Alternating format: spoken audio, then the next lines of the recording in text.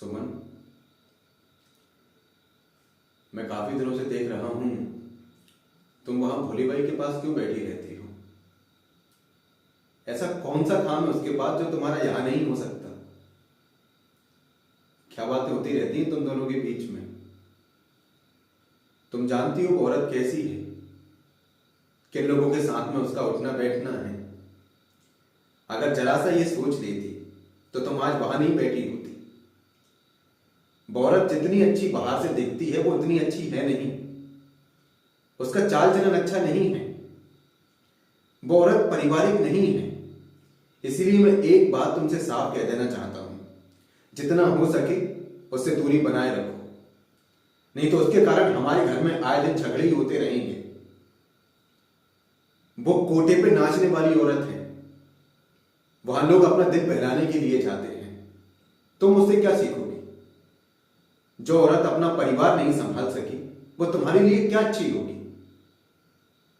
मोहल्ले में और भी औरत हैं, उनसे अपनी पहचान बनाओ, उनके साथ बैठो उठो। वही क्यों, उसके साथ में ऐसा क्या है? अगर आज के बाद मैंने तुम्हें उसके साथ बैठे हुए देखा तो ये तुम्हारे लिए अच्छा नहीं होगा। मैं तुम्हें हर बार समझा समझा के थक चुका हूं, लेकिन तुम्हारी समझ में नहीं आता। हर बार तुम सही नहीं हो सकती। अपनी भी गलती माना करो। अगर उसके चक्कर में पड़ गई तो अपना घर बर्बाद होने में ज्यादा समय नहीं लगेगा।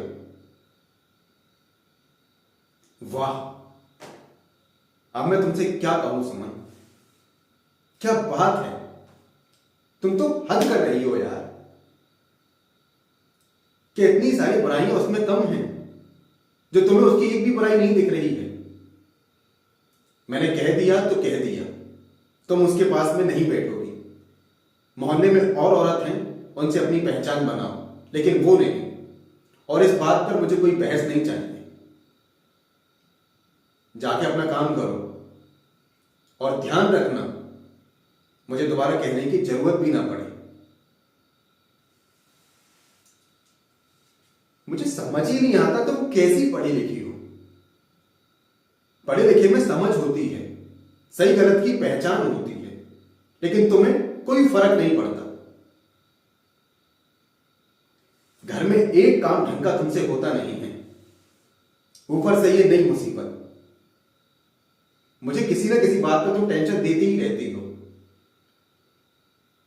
मैं सामान लेने के लिए जा रहा हूं, तब तक कुछ काम कर लो अगर हो सके, नहीं तो मैं आके कर लूंगा।